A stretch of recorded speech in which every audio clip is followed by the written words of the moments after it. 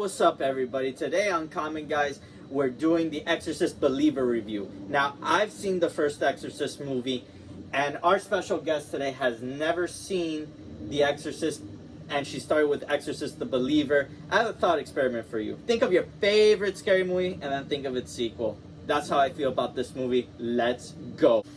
So the movie starts off in Haiti with Victor and his wife, and then suddenly an earthquake occurred that left Victor having to choose between his wife or his newborn daughter, Angela.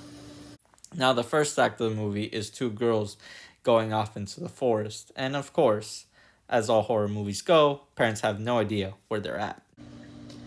Now, I really like the first act of this movie because it's the human element to getting the plot going. Angela and Victor are basically tied and linked together because Victor is a widower and Angela is missing her mom. That's where she gets a connection with the other girl named Catherine in this movie that basically promises her if she goes out in the woods with her, she can speak to her mom through a seance sort of thing to call out to the spirits. Now, what responds is the demon. And ultimately, the parents have no idea what's going on with any of this. They don't know that the daughters went out to the woods. They don't even know where their daughters are. And I think that is such a strong element to this movie. What do you think? I think that scene that Catherine takes her out to the woods is very pivotal for the movie because it sets the tone of what's the purpose for Angela and Catherine to go into the woods and the reason why she wants to call out to her mother. And this is where the second act of the movie really begins. The girls are back home from the forest, but they're not acting like themselves. They are experiencing evil demonic powers now, and we're introduced to our legacy character, Chris McNeil, that's going to help the parents beat this. The second act of the movie is where, for me, the movie starts to fall apart.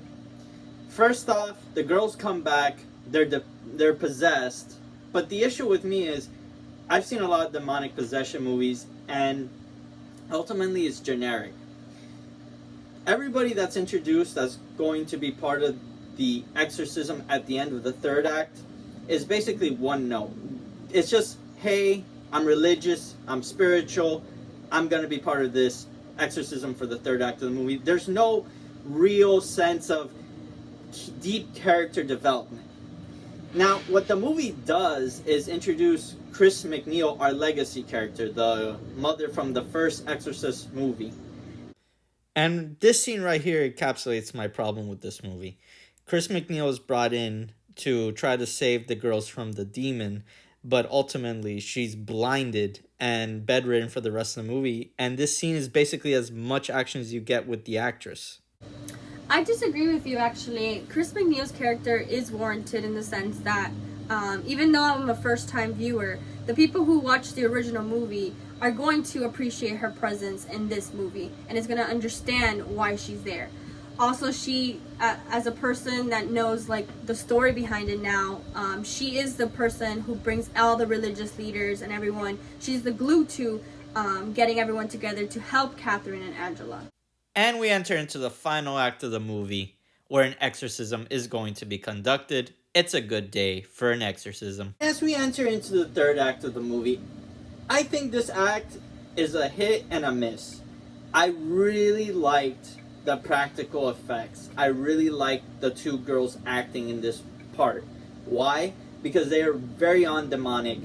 They're screaming, they're cursing out the religious leaders. And why I say religious leaders is because in this movie, unlike the first one, the Catholic Church has not chosen to take part in exorcising these two girls. Because Catherine and Angela are both connected together. And the demon offers a choice to the families. The families have to choose which one lives and which one dies. But the problem is that the movie has focused so little on Catherine that the choice just doesn't seem fair for the audience, for the viewers, and ultimately you kind of know who's going to live it out at the end. To me, it was a twist I saw coming.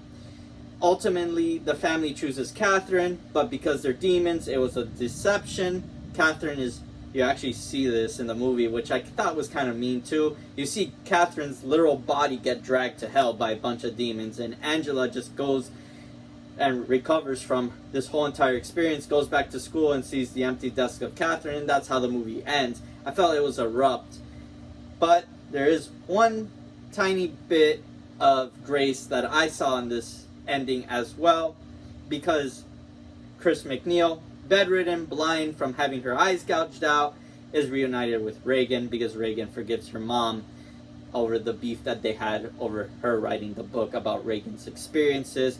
And I think that kind of leaves the door open for the next Exorcist movie, because throughout the whole movie, Reagan was mentioned by the demons. So I'm pretty sure Reagan has a huge target on her back.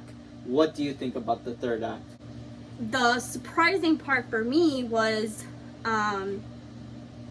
that the family picked Catherine because they left at the end a choice between Angela and Catherine, and the dad abruptly picks Catherine, and Angela is the one who actually gets saved, which was sentimental in the sense because the dad, Victor, brought a scarf of the mother to try to connect her back into reality, and she's the one who ultimately gets saved. However, it's sad that you see Catherine being dragged out by the devil at the end of the movie, which was really sad, and it makes you feel really bad. What do you rate this movie? I rated a 7 out of 10. For something scary to watch this Halloween, and you want to see a movie with more jump scares and more of a generic demonic horror movie, then go to the movie theaters and watch Exorcist the Believer. If you can wait it out and you're not in the biggest rush in the world, then wait for it for streaming and see if you're gonna like it from your home. Ultimately, thanks for watching. Like and subscribe and help this channel grow as we try to continue pumping out these reviews and celebrating Halloween. Thank you, everyone.